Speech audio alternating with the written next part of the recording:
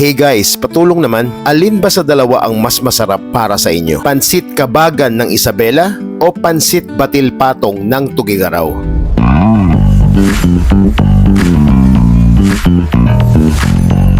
It's another day, another gutom. Hindi na naman ako lumabas ng barangay dahil nandito ako ngayon sa may Annapolis Taas, sa kanto ng Montreal Street, malapit sa Aurora Boulevard. Ito nga pala yung Anapis Pansit Kabagan. Ang tagal ko nang nakikita yan, pero ngayon ko palang masusubukan. Mga authentic na Pansit Norte ang specialty nila. At ngayon, susubukan nating sentensyahan yan. Try natin mag-decide kung alin nga ba sa dalawang pansit ang mas masarap. Tara, samahan niyo ako. Panoorin muna natin kung paano ginagawa yung Pansit Kabagan. Syempre, nagsimula yan sa paggisa-gisa, gumawa sila ng malasang sabaw, nagtadtad ng bagnet, niluto yung noodles at inassemble sa kanilang kawali. Nilagyan ng bagnet, igado, meatballs, repolyo, at kung mapapansin nyo, masabaw yung Pansit Kabagan, no? Para siyang lomi. At nilagyan ng isang buong nilagang itlog. May konting garnishing pa yan syempre. At hindi pa tapos yan. Meron pa yang lumpiang Shanghai.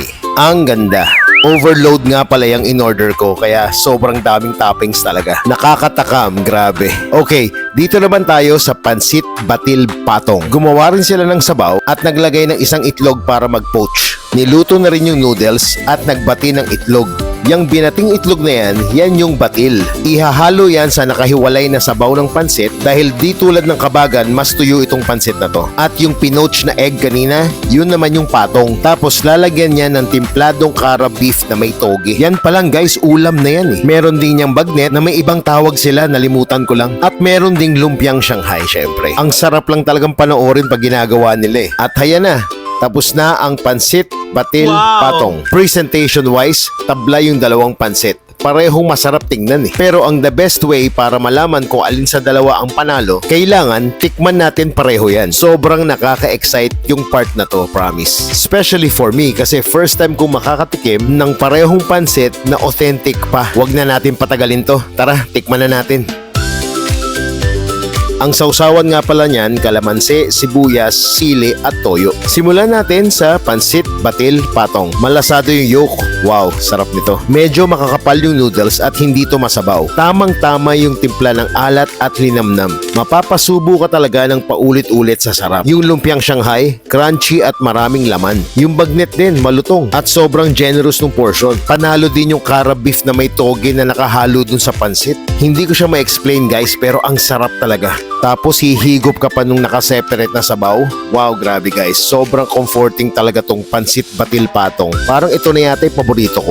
Lipat naman tayo dito sa Pansit Kabagan ng Isabela. Medyo mas maliliit yung noodles na ginamit dito at masabaw talaga yung pansit. At tulad nung naunang pansit, malasa at malinamnam din to. Ang galing nung may nakahalong igado sa pansit. Complete meal talaga siya guys. At nakaka-addict din kainin ng kainin. Grabe, panalo to. Anyway, kilalanin muna natin yung may-ari ng restaurant, si Manong Mar.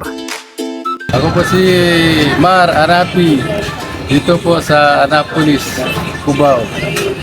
Punta po kayo dito sa Annapolis Pansit Kabagan. Dito na po makita yung original na Pansit Kabagan galing ng Isabela. Matatagpuan po dito sa likod ng 5 Star, saka malapit lang po kami dito sa Aurora. Punta na po kayo dito. Anyway, aling pansit sa dalawa ang panalo para sa akin? Ito ang seryosong sagot. Lamang lang ng konting-konti para sa akin yung Batil Patong. Pero mas maganda kung kayo mismo ang huhusga. Kaya tara na dito sa Anapis Pansit Kabagan dahil pasok ito sa ating So good, so flavorful. Please like and follow.